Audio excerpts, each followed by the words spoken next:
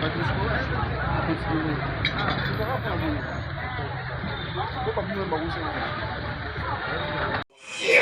recettes déclenchées depuis avril 2021.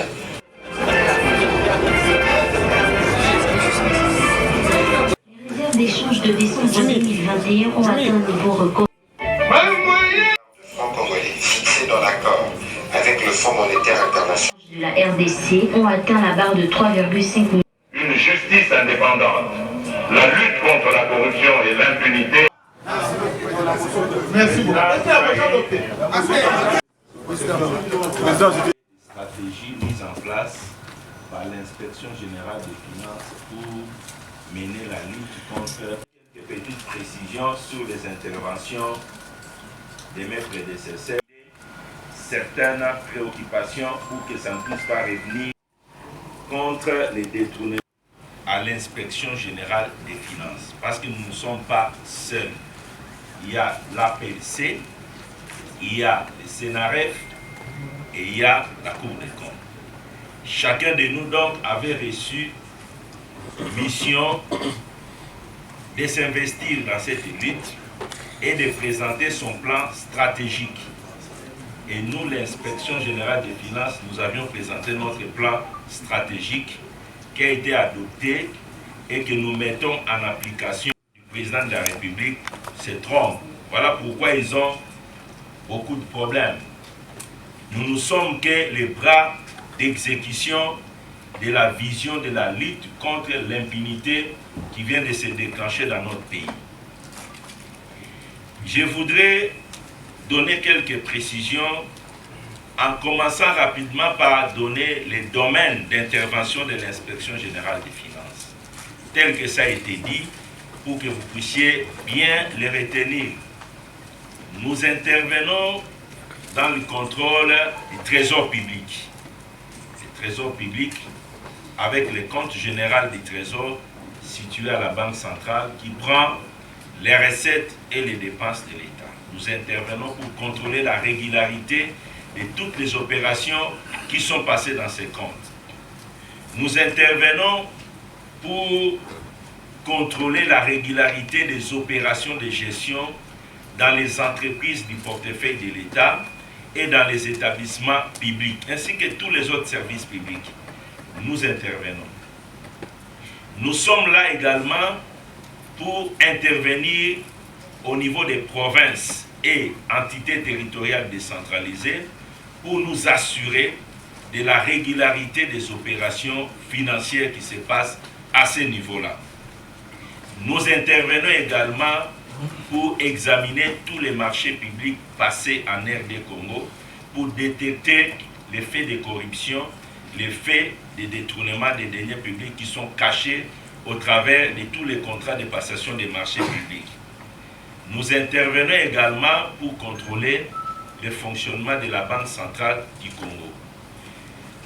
Nous intervenons également pour contrôler les biens publics, les maisons de l'État, les véhicules de l'État, leur acquisition et leur utilisation.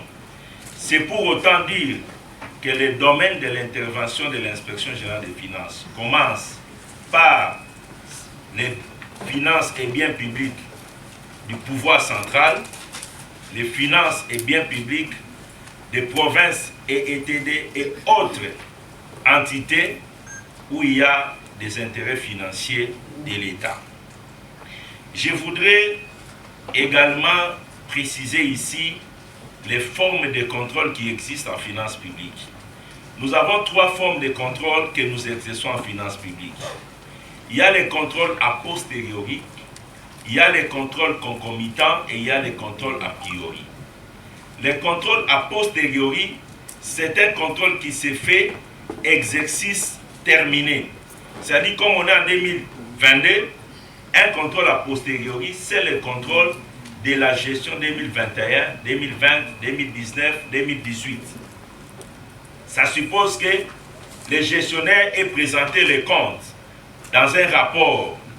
Il présente les comptes et on fait le contrôle de ces rapports. Ça, c'est un contrôle a posteriori qui suppose qu'on laisse les gestionnaires poser les actes de gestion, qu'il présente les comptes et que vous revenez une année après pour voir la régularité des opérations qu'il avait passées. Il y a les contrôles concomitants, qui est un contrôle qui doit se faire au même moment que les actes de gestion sont en train d'être posés. Ça suppose que c'est un contrôle en cours d'exercice. Comme nous sommes en 2022, les contrôles concomitants se fait sur les opérations de gestion que les gestionnaires sont en train de poser actuellement. Et nous avons le contrôle a priori, qui est un contrôle qui doit se faire avant que les gestionnaires puissent poser un acte. Avant que les gestionnaires puissent poser un acte, on peut placer un verrou de contrôle. Les choix entre les trois types de contrôle dépendent des degrés des antivaleurs constatés dans la gestion publique. Dans des environnements où les gens sont civilisés, ils ont intériorisé l'existence de contrôle, on laisse les contrôles a posteriori. On laisse les gens travailler, présenter les comptes, et vous revenez une année après, 2 ans, pour regarder comment ces opérations se sont passées. Et cela suppose que lorsque vous découvrez des faits de mégestion ou des faits de détournement, que vous ayez une justice forte. Parce qu'on suppose que les gens qui ont géré il y a une année ou 2 ans peuvent ne plus être là. Et lorsque vous découvrez les faits, vous devez avoir des mécanismes juridiques efficaces pour les récupérer afin qu'ils puissent répondre des faits constatés. Dans un environnement où les antivaleurs deviennent de plus en plus élevés, partout au monde, on abandonne les contrôles a posteriori, on passe au contrôle concomitant, qui est ton pied, mon pied.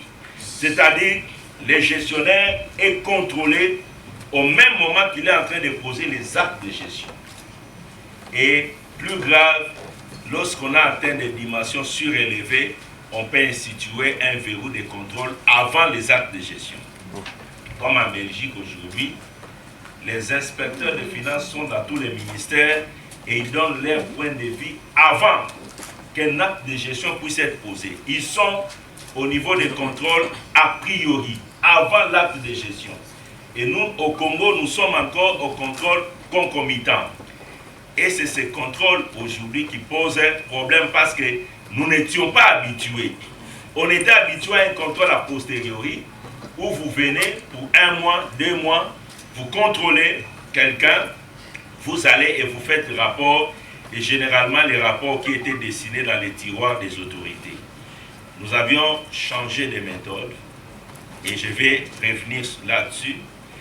Et les contrôles concomitants ont l'avantage d'être permanents et ça peut prendre 2 ans. Lorsqu'on vous prend dans un contrôle concomitant, on peut y rester jusqu'à ce que vous intériorisez la bonne gouvernance. Lorsque vous la Cour des comptes a 3 compartiments en son sein. Nous avons les auditeurs, nous avons un parquet près de la Cour des comptes et nous avons la Cour elle-même. Les auditeurs sont des personnes qui descendent sur le terrain pour vérifier les comptes et faire rapport. Le rapport des auditeurs est exploité par les parquets près de la Cour des comptes pour déceler les actes de mégestion et des infractions. Et c'est les parquets près de la Cour des comptes qui défèrent les coupables de mégestion devant la Cour elle-même, la Cour des comptes. Le parquet ne peut déférer devant la Cour des comptes que, selon nos lois, les mandataires publics et les comptables, les ministres, les gouverneurs et les ministres provinciaux ne sont pas justiciables devant la Cour des comptes. Donc, si la Cour des comptes devra mettre en justice devant sa juridiction les gestionnaires, il ne peut s'agir que des comptables publics ou des mandataires publics, à l'exception des ministres nationaux, des ministres provinciaux et des gouverneurs de province. Je voudrais enfin situer les contrôles de l'inspection générale des finances comme 3e niveau de contrôle. Alors, les lois de la République disent ceci: les contrôles de l'Assemblée tiennent tout autre en état. C'est-à-dire quand l'Assemblée intervient, tout le monde disparaît. Les contrôles de la Cour des comptes tient les contrôles, tout autre contrôle en État, à l'exception du contrôle de l'Assemblée, qui est au-dessus de la Cour des comptes. Ça signifie que quand la Cour des comptes intervient, si l'Assemblée est là, la Cour des comptes lève l'encre. Quand la Cour des comptes intervient, l'inspection générale des finances est là, le contrôle de l'inspection sur le volet a posteriori. Parce que la Cour des comptes ne fait pas un contrôle concomitant. Sur le volet a posteriori, la Cour des comptes tient le contrôle de l'inspection générale des finances qui est a posteriori à l'État. Et le contrôle de l'inspection générale des finances comme troisième levier de contrôle est supérieur à tous les autres contrôles qui puissent exister au niveau de l'exécutif. Je voudrais également préciser qui contrôle l'inspection générale des finances, qui contrôle la Cour des comptes. Vous devez savoir que nous, en tant qu'Inspection générale des finances, nous subissons des formes de contrôle. Le premier contrôle porte sur les fonds mis à notre disposition et fonctionner. Le deuxième contrôle porte sur la régularité technique des actes de contrôle que nous faisons. En ce qui concerne les fonds mis à la disposition de l'inspection générale des finances, j'aimerais que vous sachiez que tous les services de l'État qui bénéficient des fonds publics, ces fonds publics passent par des personnes que nous appelons les comptables publics. On ne peut pas mettre les fonds publics à la disposition d'un gestionnaire. On les met à la disposition du comptable public. Le Sénat a un comptable, l'Assemblée nationale a un comptable, la présidence a un comptable, tous les ministères ont un comptable, l'inspection générale des finances a un comptable, la Cour des comptes a un comptable, le parquet général a un comptable. Tous ces comptables reçoivent des fonds qui doivent être utilisés par les ministères, les institutions, les services que nous sommes. Ces comptables-là sont soumis à 4 types de contrôles en ce qui concerne l'utilisation des fonds. Il y a premièrement le contrôle de la comptabilité publique, qui est une direction du ministère des Finances qui contrôle tous les comptables sur les fonds mis à leur disposition, comment les gestionnaires l'ont utilisé. Deuxièmement, il y a le contrôle de la reddition des comptes. Il y a encore une direction du ministère des Finances qui contrôle les comptables chaque année, parfois chaque 6 mois, l'utilisation des fonds mis à leur disposition que les services ont utilisés. Nous avons encore le contrôle de la direction de l'audit du ministère des Finances qui contrôle tous les comptables sur les fonds mis à leur disposition. Quatrième niveau de contrôle, c'est l'inspection générale des finances qui contrôle tous les comptables.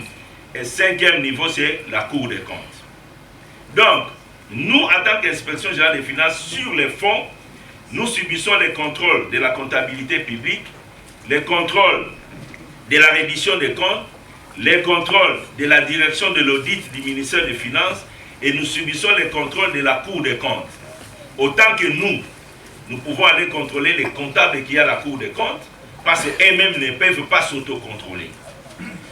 En ce qui concerne le volet travail technique, comme notre mission de contrôle, il n'y a aucun organe qui les contrôle, nous subissons les contrôles hiérarchiques, c'est-à-dire c'est la hiérarchie qui est placée au-dessus de nous, qui fait le contrôle de la qualité technique du travail fait par l'inspection générale des finances. Et sur ce point de vue, je veux que vous sachiez que l'inspection générale des finances relève de l'autorité directe du chef de l'État. Et pourquoi? Cela ne fait pas de l'inspection générale des finances un service de la présidence. L'inspection générale des finances est un service public. Nous sommes des fonctionnaires. Mon adjoint et moi, nous sommes entrés à l'inspection générale des finances le 30 septembre 1989. Aujourd'hui, 34 ans. Et nous ne sommes pas sortis. Nous sommes restés 34 ans et nous avions gravi les échelons. Nous sommes arrivés ici comme des stagiaires. Et nous avions été confirmés. Nous avions gravi les 6 échelons de l'inspection générale des finances pour arriver jusqu'au bout. Nous avions traversé des régimes, nous avons traversé beaucoup de choses pour être là aujourd'hui. Nous sommes des fonctionnaires disposant d'un numéro matricule à la fonction publique. Sauf que quand vous devenez chef de service et chef de service adjoint, vous avez les rangs qui vous est donné, les rangs de ministres et vice-ministres. On vous fait quitter de la liste des payes des fonctionnaires pour vous mettre sur la liste de paye des membres du gouvernement. mais nous avons des numéros matricules. Demain, si ces fonctions cessent, nous restons dans ce corps comme inspecteur général, fonctionnaire au grade de secrétaire général. Les inspecteurs de finances ont 3 grades. Nous avons des inspecteurs de finances chefs de division, des inspecteurs de finances directeurs, là ils sont inspecteurs principaux, et des inspecteurs de finances secrétaire général, c'est dont on appelle inspecteur général. Et j'aimerais donner cette précision parce que la plupart des personnes qui conduisent les missions de l'inspection générale des finances sont des secrétaires généraux, inspecteur général, secrétaire général nommé par ordonnance. Nous n'avons aucun inspecteur général qui est commissionné. Tous ont été nommés par ordonnance présidentielle. Et dans ce service, nous avons plus de 80 secrétaires généraux nommés par ordonnance présidentielle qui exercent les fonctions d'inspecteur général.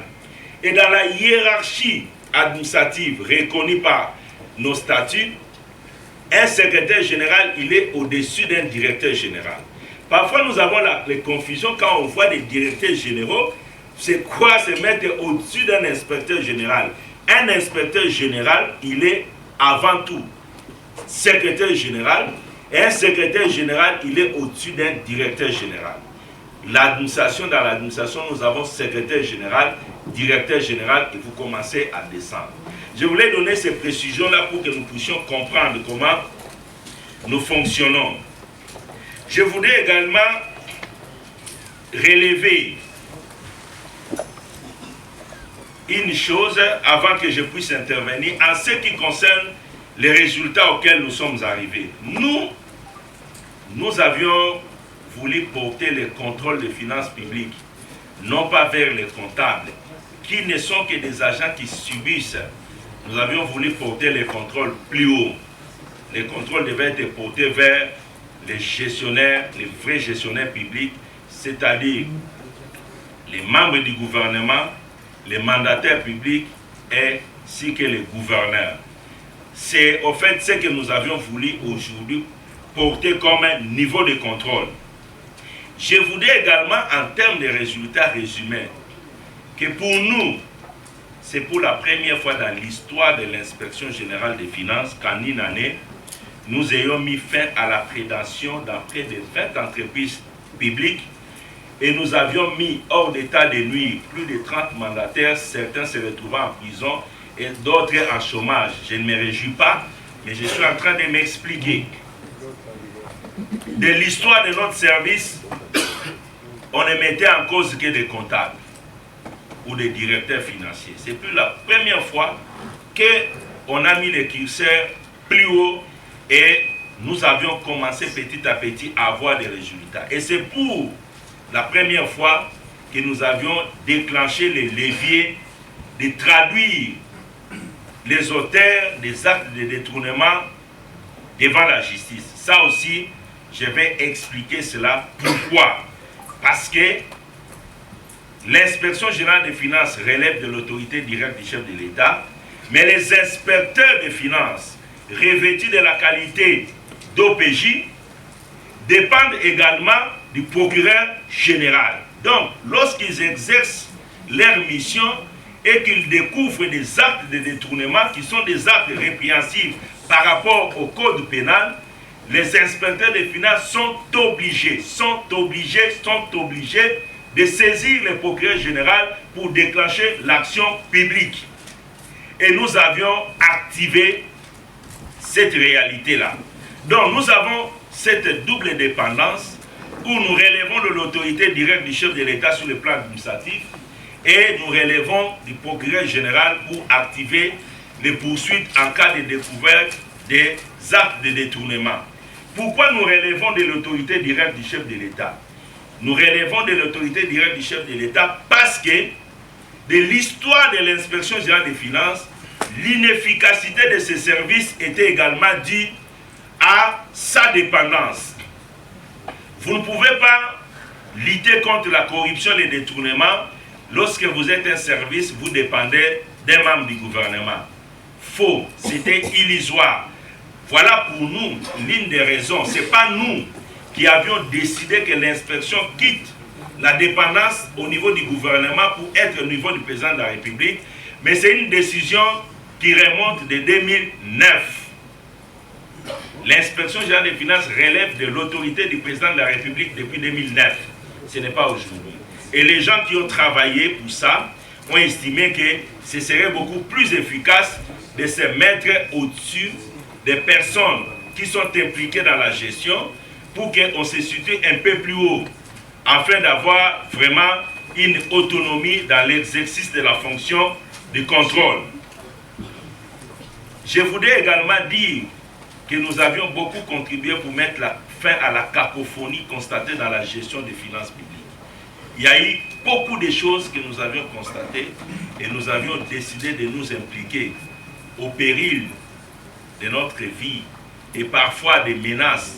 Nous nous sommes impliqués. Il y a eu beaucoup de phénomènes que nous avions constatés. On vous a parlé des exonérations, des compensations, mais je voudrais ici relever un problème sérieux qui caractérise notre finance publique, les paiements en procédure d'urgence, qui sont des paiements qui ne suivent pas la procédure légale et qui quittent directement les ministères des Finances vers la Banque centrale. Déjà en 2020, nous avons relevé que les dysfonctionnements que nous avons été créés par ces paiements, et nous nous sommes impliqués pour que le gouvernement puisse y mettre fin et définir clairement ce qu'on doit comprendre par dépenses en procédure d'urgence. Je voudrais également rappeler ici que nous avions travaillé en 2020 auprès de tous les opérateurs miniers pour nous assurer du rapatriement des devises d'exportation. On était dans une situation où c'était la foire. Tout le monde exportait les minéraux sans rapatrier les devises. Or, ce sont les rapatriements des devises qui contribuent efficacement à l'amélioration des réserves d'échange. Les réserves d'échange étant les moyens en paiement en devises étrangères dont dispose la Banque centrale pour faire face aux demandes des importateurs, les devises à mettre à la disposition des importateurs. Donc, nous avions influé efficacement sur le rapatriement des devises. Nous avions organisé une mission fin 2020 qui a commencé à donner les résultats et beaucoup d'opérateurs miniers ont intériorisé désormais les contrôles des rapatriements des devises et les devises ont commencé à rentrer dans le pays. Nous avions procédé au contrôle de la Banque centrale, le contrôle qui a découvert les cartes Visa connectées directement au compte général du Trésor dont disposaient certains membres du gouvernement à leur guise, et c'est grâce à l'inspection générale des finances que ces cartes Visa ont été désactivées. Quand nous sommes arrivés en 2020, nous avions trouvé le niveau maximal des recettes de l'État à 300 millions de dollars. Et les mois les plus spectaculaires étaient les mois où on réalisait 350 millions de dollars. Aujourd'hui, vous avez suivi le gouvernement. À partir du mois d'avril 2021, les finances publiques congolaises ont pris de l'ascenseur. Et nous sommes arrivés à un niveau minimal de 450 millions de dollars par mois. Soit des recettes supplémentaires chaque mois de 150 millions et ce n'est encore rien. Nous devons davantage travailler parce que le Congo a beaucoup de potentialités fiscales et économiques que nous devons capitaliser. Voilà un peu quelques précisions que je voulais donner avant que moi j'entre dans mon exposé.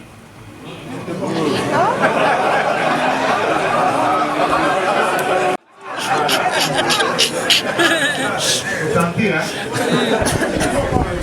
De sorte que... Je vais rapidement, en 10 minutes. Vous savez tous, on a suffisamment communiqué là-dessus, la vie sociale. Cela est inévitable. Le détournement des deniers publics aggrave le sous-développement, la misère, au détriment de plus de 98% d'entre nous qui restent dans la misère. Et nous donnons l'impression à des générations qui arrivent que pour être riche, il faut aller dans la gestion publique. Or, ça ne doit pas être le cas quand on parle d'aujourd'hui. C'est une conséquence des détournements des deniers publics et de la corruption. Vous ne pouvez pas combattre le chômage si vous ne comprenez pas réellement qu'est-ce qui se passe. Le Congo n'a pas manqué de compétences. Beaucoup de professeurs d'université ont dirigé ces pays, ils ont tous échoué. Les économistes, les juristes, les compétents, Mais ils ont échoué parce qu'il y a une dimension que nous estimons importante dans la gestion publique qu'on devait capitaliser. C'est la lutte contre la corruption, l'impunité dans la gestion publique qu'on n'a pas capitalisé. Et c'est ce qui a fait échec à notre point de vue. Je voudrais enfin terminer en disant que la corruption et le détournement des deniers publics entraînent une perte de crédibilité internationale pour le pays. Dès lors que vous êtes côté un pays corrompu, un pays de détourneurs, un pays de prédateurs, vous n'avez aucune crédibilité sur le plan international. Les autres nations vous accordent une importance, une place de valeur lorsque vous vous investissez efficacement dans la lutte contre la corruption et le détournement des deniers publics. Sous d'autres cieux, ce sont des infractions qui sont sévèrement punies. Vous serez en Corée du Nord, vous n'avez pas d'autre sort que d'être livré à la mort. Vous serez en Chine, c'est la même chose. Et vous serez aux États-Unis, des salaires, c'est là que nous on apprécie l'attitude des Américains. Que vous ayez investi votre argent de la fraude, de la drogue, créer des usines, dès lors que l'origine c'est la corruption, la fraude, les détournements, vous êtes arrêté, vous êtes mis en prison pour 150, 200 ans de prison. Parce qu'ils ont compris les méfaits, les conséquences que créent ces phénomènes dans l'avenir de toute une nation.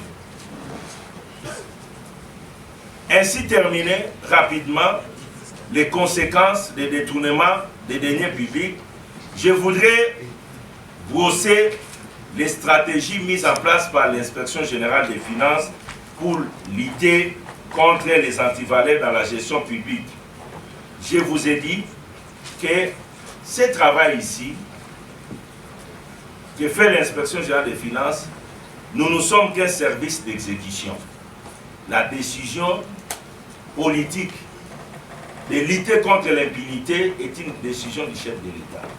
Et le chef de l'État nous a confié cette mission.